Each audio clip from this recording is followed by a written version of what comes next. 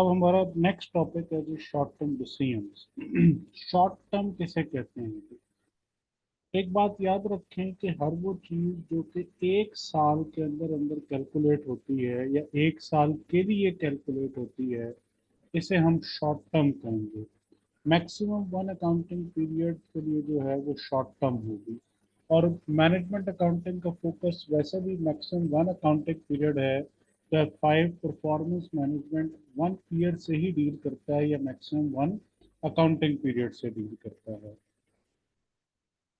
Short term decision making scenarios या short term decisions कौन कौन से होते हैं? शॉर्ट टर्म डिसीजंस जो हैं वो बेसिकली, इसमें पहला डिसीजन है minimum price of an order, job और कॉन्ट्रैक्ट। इसको हम लोग ऑल्टरनेटिवली स्पेशल ऑर्डर प्राइसिंग भी कहते हैं, कि हमारे पास एक ऑर्डर आ गया है और हमें उस ऑर्डर के लिए प्राइसिंग करनी है या उस ऑर्डर की रेलेवेंट कॉस्ट और उसकी कॉन्ट्रैक्ट प्राइस कैलकुलेट करनी है। इसको हमने डिसाइड करना है इसके बारे में कि इसको एक्सेप्ट करें या इसको रिजेक्ट कर दें।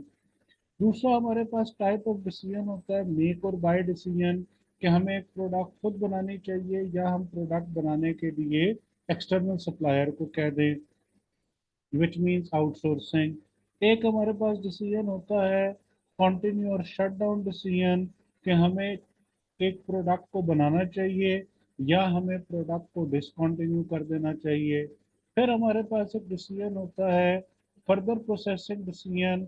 फर्दर प्रोसेसिंग डिसीजन जो है वो ये रेलेवेंट है बाय प्रोडक्ट्स के साथ या स्क्रैप प्रोडक्ट के साथ या नॉर्मल लॉस प्रोडक्ट के साथ, कि इनके ऊपर फर्दर प्रोसेस करके इनको फिनिश गुड्स में कन्वर्ट करें या किसी किस्म की फर्दर प्रोसेसिंग की ज़रूरत नहीं है और इसको ऐसे ही स्क्रैप में भेज दें।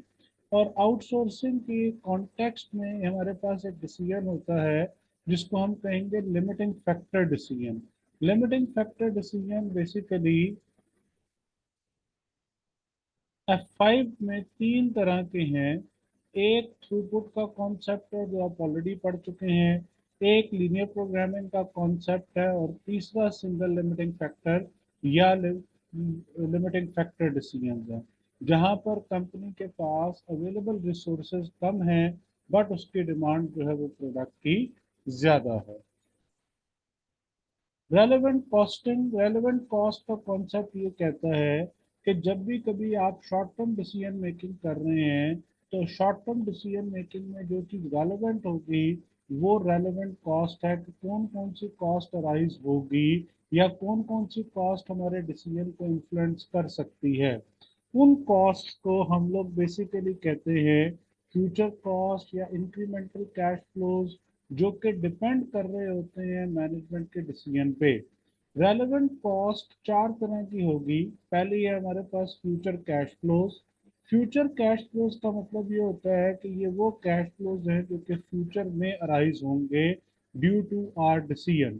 फ्यूचर कैश फ्लोज बेसिकली उसे कहते हैं कि जिसमें ये पॉसिबल है कि कोई भी कैश इनफ्लो या कैश आउटफ्लो फ्यूचर में राइज होना है हमारे डिसीजन की वजह से, तो वो फ्यूचर कैश फ्लोज हैं, इसलिए ये रेलेवेंट होते हैं। अगर हम डिसीजन नहीं करेंगे तो ये कैश फ्लोज राइज नहीं होंगे। नंबर टू, कोई भी कैश इनकम या कोई भी कैश कॉस्ट एक्सपेंस जो कि हमारे डिसीजन की वजह से राइज होना है, वो रेलेवेंट कॉस्ट में चला जाएगा। नंबर थ्री, इंक्रीमेंटल कॉस्ट या एडिशनल कॉस्ट जो कि डिसीजन की वजह से अराइज होनी है, या कोई स्पेसिफिक फिक्स कॉस्ट जो कि उस डिसीजन की वजह से किसी एक प्रोडक्ट के साथ रिलेट करती है, वो रेलेवेंट कॉस्ट है।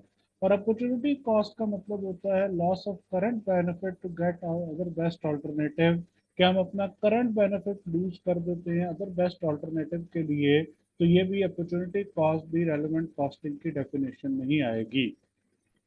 अपॉर्चुनिटी कॉस्ट का मतलब है कि अगर फॉर एग्जांपल एक अकाउंटेंट जो है वो एक जगह पे जॉब कर रहा है किसी से मेंबर, और वो अपनी एक ऑडिट फर्म या कंसल्टेंसी फर्म स्टार्ट करना चाहता है, तो उस जॉब से जो उसकी करंट इनकम है वो उसके लिए अपॉर्चुनिटी कॉस्ट होगी।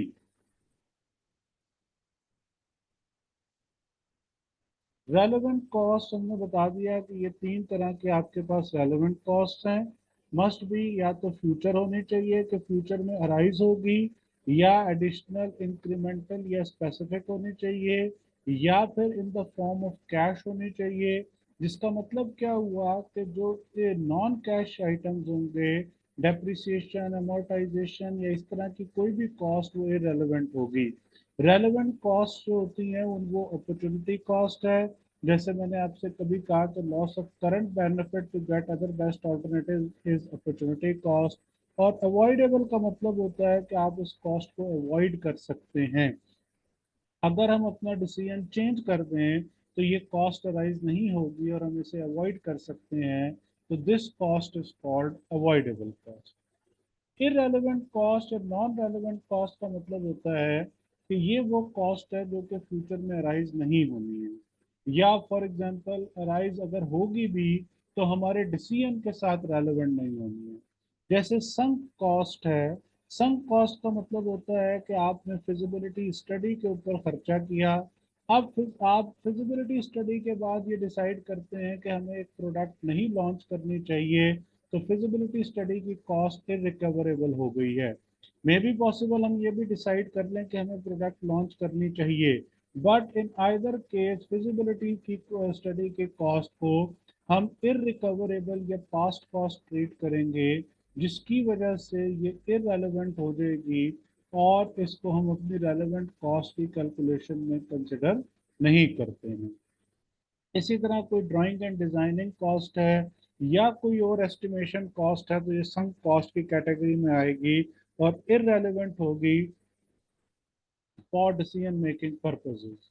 दूसरी हमारे पास आती है जी कमिटेड कॉस्ट। कमिटेड कॉस्ट का मतलब ये होता है कि ये कॉस्ट फ्यूचर में अराइज होनी है ड्यू टू पास्ट कमिटमेंट।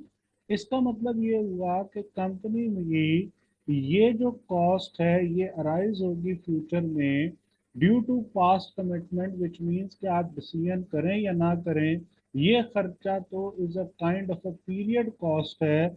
ये खर्चा तो एक फिक्स कॉस्ट है जो कि आपको पे करना ही करना है। तीसरी चीज है जी हमारे पास नोशनल कॉस्ट। और नोशनल कॉस्ट में क्या क्या आता है? नोशनल कॉस्ट में एक तो हमारे पास आ जाएगा इंटरेस्ट ऑन कैपिटल। ये जैसे पार्टनरशिप्स वगैरह में पार्टनर्स ने अपने कैपिटल के ऊपर अपना इंटरेस्ट सेट किया होता है तो इसको नोशनल कॉस्ट कहते हैं।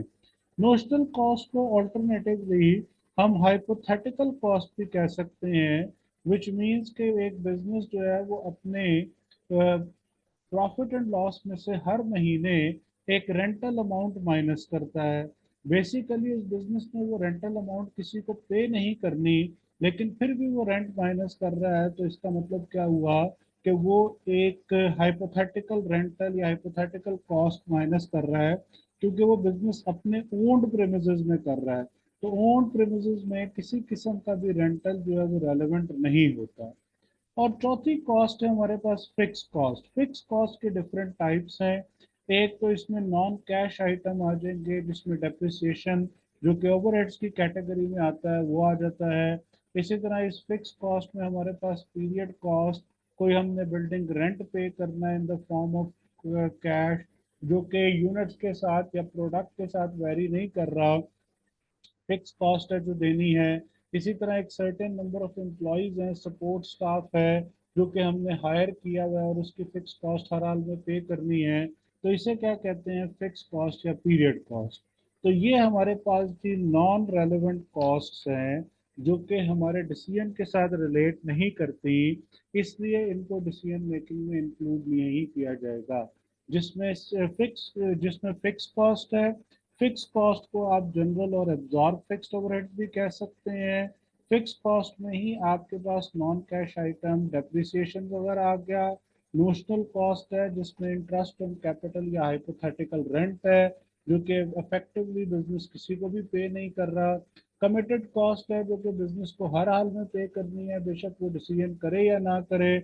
और सम कॉस्ट है जो कि फिजिबिलिटी स्टडी या ड्राइंग या डिजाइनिंग है, जो कॉस्ट अराइज होनी है मगर ये कॉस्ट इरिकवरेबल है, इसलिए इसको हम पास्ट कॉस्ट ट्रीट करके इररेलेवेंट की कैटेगरी में ले जाएंगे।